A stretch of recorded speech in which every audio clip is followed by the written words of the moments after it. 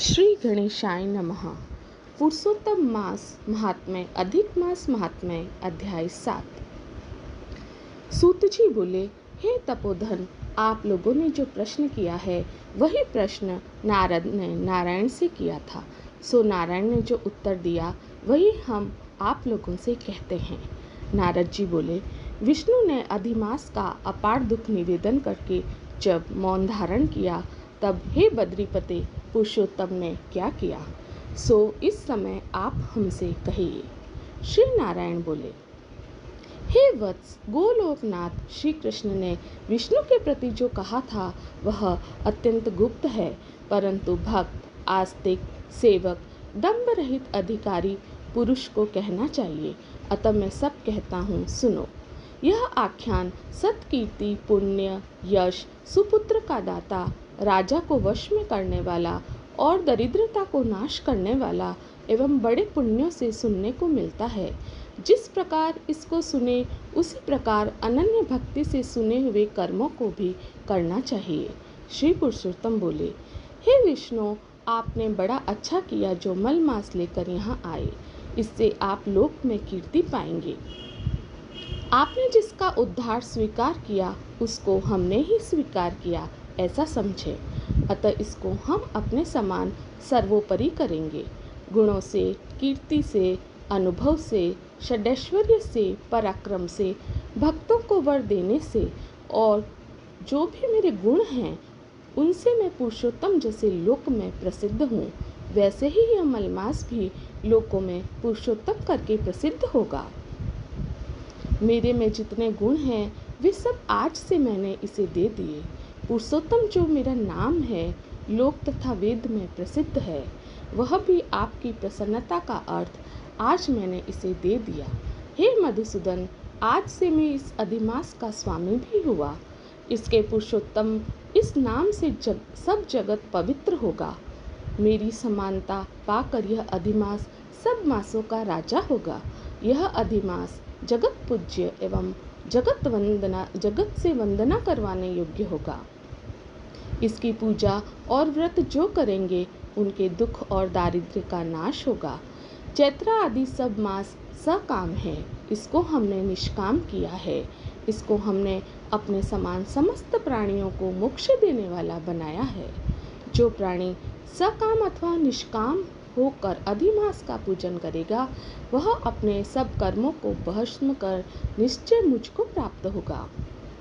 जिस परम पद प्राप्ति के लिए बड़े भाग्यशाली यति ब्रह्मचारी लोग तप करते हैं और महात्मा लोग निराहार व्रत करते हैं एवं दृढ़व्रत लोग फल, पत्ता, वायु भक्षण कर रहते हैं और काम क्रोध रहित जितेंद्रिय रहते हैं और वर्षा काल में मैदान में रहने वाले, जाड़े में शीत, गर्मी में धूप सहन करने वाले मेरे पद के लिए यत्न करते रहते हैं, हे गरुड़ ध्वज, तब भी मेरे अवयव परम पद को नहीं प्राप्त होते हैं। परंतु पुरुषोत्तम के भक्त एक मास के व्रत से ही बिना परिश्रम जरा मृत्यु रहित उस परम पद को पाते हैं। यह अधिमास व्रत संपूर्ण साधनों में श्रेष्ठ साधन है और समस्त कामनाओं के फल की सिद्धि देने वाला है। अतः इस पुरुषोत्तम मास का व्रत सबको करना चाहिए। हल से खेत में बोए हुए बीज जैसे करोड़ों गुना बढ़ते हैं, वैसे ही पुरुषोत्तम मास में किया हुआ पुण्य करोड़ों गुना अधिक होता है। कोई चातुर्मास इत्यादि यज्ञ करने से स्वर्ग में जाते हैं, वह भी भोगों को भोग कर पृथ्वी पर आते हैं। परंतु जो पुरुष आदर से विधि पूर्वक अधिमास का व्रत करता है वह अपने समस्त कुल का उद्धार कर मेरे में मिल जाता है, इसमें संशय नहीं। हमको प्राप्त होकर प्राणी मृत्यु, जन्म, भय से मुक्त एवं आदि व्याधि और जरा से ग्रस्त संसार में फिर नहीं आता है। जहाँ जाकर फिर पतन नहीं होता सो मेरा परम धाम है। ऐसा जो वेदों का वचन है वह सत्य है, असत्य कैसे हो सकता है। यह अधिमास और इसका स्वामी मैं ही हूँ और मैंने ही इसे बनाया है। पुरुषोत्तम यह जो मेरा नाम है सो भी मैंने ही इसे दिया है। अतः इसके भक्तों की मुझसे दिन रात चिंता बनी रहती है उसके मन की कामनाओं को मुझे ही पूर्ण करना पड़ता है। कभी कभी मेरे भक्तों पर अपराध भी गणना में आ जाता है, परंतु पुरुषोत्तम मास के भक्तों का अपराध मैं कभी नहीं गिनता। हे विष्णु, मेरी आराधना से मेरे भक्तों की आराधना करना मुझे प्रिय है। मेरे भक्तों की कामना पूर्ण करने में मुझे कभी देर भी हो जाती है, किंतु मेरे पास इस मास के जो भक्त हैं उनकी कामना पूर्ण करने में मुझे कभी भी विलंब नहीं होता। मेरे मास के जो भक्त हैं वे मेरे अत्यंत प्रिय है। जो मनुष्य इस अधिमास में जब दान नहीं करते हैं वे महामूर्ख है, और जो पुण्य कर्म रहित प्राणी स्नान भी नहीं करते एवं देवता तीर्थ द्विजों से द्वेष करते हैं, ये दुष्ट अभागी और दूसरे के भाग्य से जीवन चलाने वाले होते हैं। जिस प्रकार खरगोश के सींग कदापि नहीं होते, वैसे ही अधिमास में स्नान आदि न करने वालों को स्वप्न में भी सुख प्राप्त नहीं होता है। जो मूर्ख मेरे प्रिय मल मास का निरादर करते हैं और मल मास में धर्माचरण नहीं करते हैं, वे सर्वदा नरकगामी होते हैं। प्रति तीसरे वर्ष पुरुषोत्तम मास प्राप्त होने पर जो प्राणी धर्म नहीं करते हैं वे कुंभी पाक नरक में गिरते हैं और इस लोक में दुख रूपी अग्नि में बैठे स्त्री पुत्र पौत्र आदि से उत्पन्न बड़े भारी दुखों को भोगते हैं। जिन प्राणियों को यह मेरा पुण्यतम पुरुषोत्तम मास अज्ञान से ही व्यतीत हो जाए, वे प्राणी कैसे सुखों को भोग सकते हैं। जो भाग्यशालीन स्त्रियां सौभाग्य और पुत्र सुख चाहने की इच्छा से अधिमास में स्नान दान पूजन आदि करती हैं, उन्हें सौभाग्य संपूर्ण संपत्ति और पुत्र आदि यह अधिमास देता है।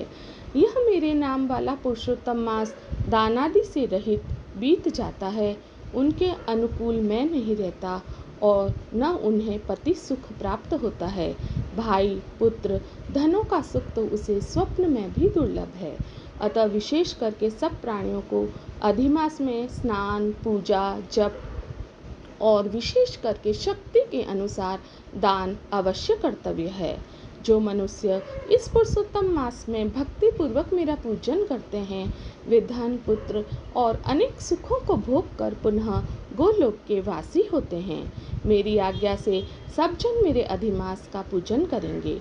मैंने सब मासों से उत्तम मास इसे बनाया है, इसीलिए अधिमास की चिंता त्याग कर हे रमापते, आप इस अतुलनीय पुरुषोत्तम मास को साथ लेकर वैकुंठ में जाओ। श्री नारायण बोले। इस प्रकार भगवान श्री कृष्ण के मुख से रसिक वचन श्रवण कर विष्णु अत्यंत प्रसन्नता पूर्वक इस मल मास को अपने साथ लेकर नूतन जलधर के समान भगवान श्याम श्री कृष्ण को प्रणाम कर गरुड़ पर सवार होकर शीघ्र वैकुंठ के प्रति चल दिए। इति श्री ब्रह्म नारदीय पुराणे पुरुषोत्तम मास महात्म्ये श्री नारायण नारद संवादे अधिमासस्य शर्य प्राप्ति नाम सप्तमो अध्याय। जय श्री कृष्णा।